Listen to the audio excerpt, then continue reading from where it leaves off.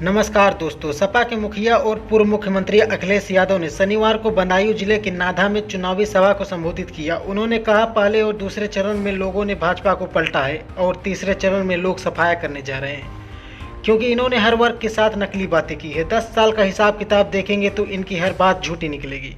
इसलिए 7 तारीख का चुनाव भाजपा को 7 समंदर दूर फेंक देगा। अखिलेश यादव ने 20 मिनट के भाषण में भाजपा का सियासी तीर चलाए। उन्होंने कहा कि यही लोग हैं जो कह रहे थे कि किसानों की आय दोगुनी कर देंगे, नौजवानों को रोजगार देंगे। ना आमदनी दोगुनी हुई और ना ही रोजगार मिल सका। किसान अपना हिसाब किताब लगाता है तो लागत को देखकर चिंता करता है, लेकिन इस महंगाई में सरकार पैदावार का मूल्य नहीं दे पा रही। अखिलेश यादव ने महंगाई पर उदाहरण देते हुए भाजपा पर साधा निशाना। बोरी की चोरी पार्ले जी बिस्किट से सीखी है, पैकेट से। ये कभी हमारे बुजुर्ग बाजार गए होंगे, पार्ले जी का बिस्कुट पहले लेते होंगे तो बताओ कितना बड़ा मिलता था, इतना बड़ा पैकेट मिलता था। और कंपनी जैसे जैसे महंगाई बढ़ी, उन्हें मुनाफा कमाना शुरू किया तो पैकेट छोटा होता हुआ चला गया। बताओ आज कितने बिस्किट का मिल रहा है पैकेट। ये दोबारा आ गए तो 1 बिस्किट का पैकेट मिलेगा आपको। और इन्होंने यही चीज खाद की बोरी में काम शुरू कर दिया है। कितना किलो गायब है उसमें, फिर गायब कितना और कर दिया। तो बताओ अब कितने का रह गया। इस सरकार में आ गए, अगर ये सरकार में दोबारा आ गए तो पाउच में देंगे आपको खाद।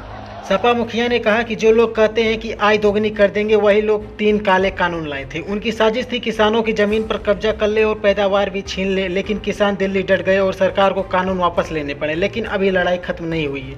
यूपी में समाजवादी पार्टी 62 लोकसभा सीटों पर लड़ रही है। इंडिया गठबंधन की तरफ से अखिलेश यादव ही यूपी के मोर्चे पर अकेले सेनापति के रूप में लड़ रहे हैं। सपा और अखिलेश यादव का प्रदर्शन ही दिल्ली की राजनीति और मोदी का भविष्य तय करेगा और यूपी की राजनीति में अखिलेश का।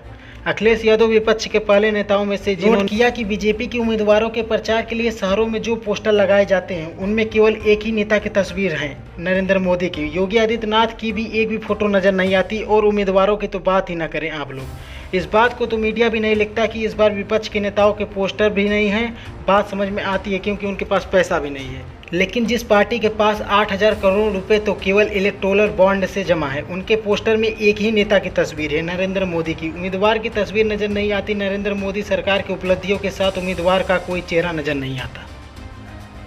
झूठ बोलो, बार बार झूठ बोलो। बता दें आपको, अगर यह चुनाव भाषणों के आधार पर होता तो निश्चित रूप से विपक्ष का प्रदर्शन बीजेपी से कहीं ज़्यादा बेहतर होता।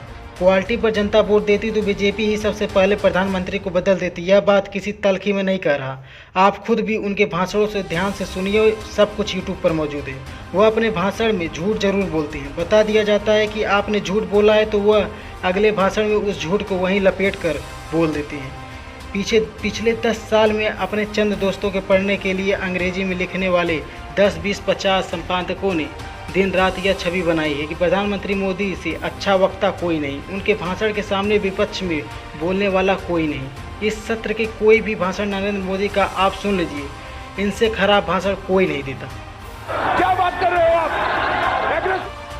अखिलेश यादव ने कहा, यह वही लोग हैं जो एमएसपी की गारंटी नहीं दे रहे। सरकार बनने के बाद एमएसपी का कानूनी हक दिलाएंगे। इन्होंने वादा किया था कि किसानों का कर्ज माफ होगा, लेकिन उद्योगपतियों का कर्ज तो माफ कर दिया गया, लेकिन किसानों का कर्ज माफ नहीं किया गया। अगर इंडिया गठबंधन की सरकार बनी तो सबका कर्ज माफ होगा। अखिलेश यादव ने कोविड वैक्सीन को लेकर भी भाजपा पर सियासी वार किया। कहा कि सरकार में सिर्फ संविधान को ही नहीं, हमारी आपकी जान को भी खतरा हो सकता है। वीडियो अच्छा लगा हो तो चैनल को सब्सक्राइब करिएगा और वोट देने से पहले अपने भविष्य और घर वालों के बारे में ज़रूर सोचिएगा। Thank you.